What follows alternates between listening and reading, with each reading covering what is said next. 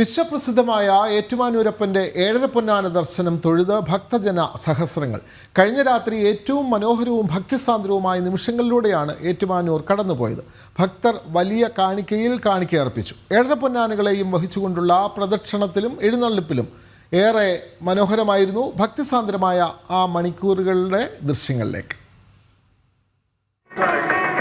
ഏറ്റുമാനൂർ തിരുവുത്സവത്തിന്റെ 8ാം നാൾ അഘോരമൂർത്തിയായ പൊന്നുതമ്പുരാനെയും തമ്പുരാന്റെ ഏഴര പൊന്നാനകളെയും ദർശിച്ച് ഭക്തജന സഹസ്രങ്ങൾ സായൂജ്യമടഞ്ഞു.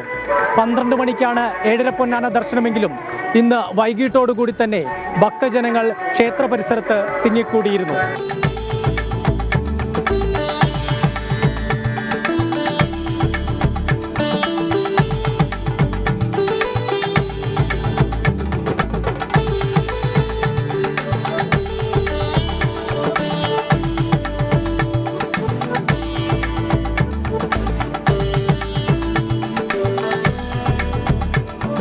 ഐരാവതം, പുണ്ടരീകം, കൗമുദം തുടങ്ങി അഷ്ടദിഗ്ഗജങ്ങളാണ് ഈ ഏഴര പൊന്നാനകൾ. അതിൽ വാമനൻ അല്പം ചെറുതായതിനാൽ ആ ആനരൂപവും ചെറുതാക്കിയാണ് ഉണ്ടാക്കിയത്. അങ്ങനെയാണ് ഏഴര പൊന്നാനകളായത്.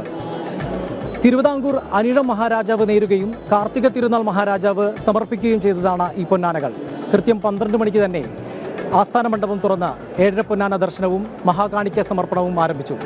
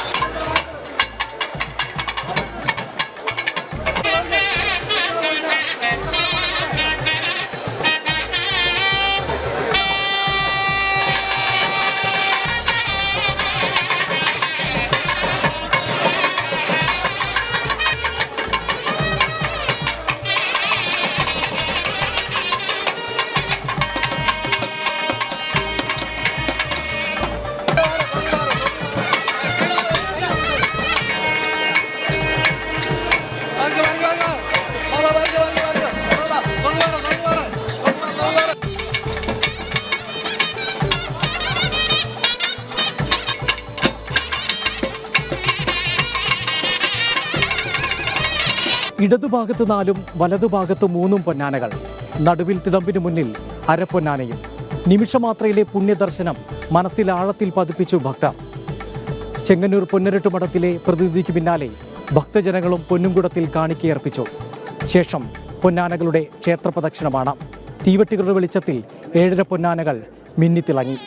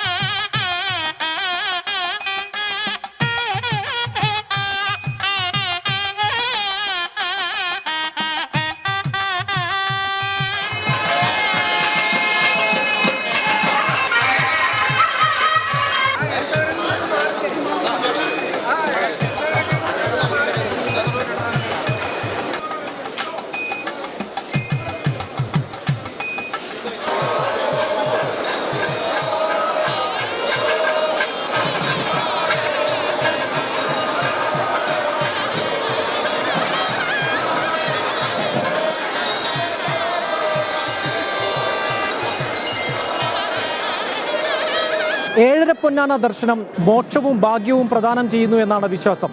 ഏറ്റുമാനൂരപ്പ ഭക്തർക്ക് പഞ്ചാക്ഷരികൾ ഉണർന്ന ഈ രാവ് സുഹൃതമാണ്. ടീം ജനത്തിനൊപ്പം മിഥുനയ്യപ്പൻ, കോട്ടയം.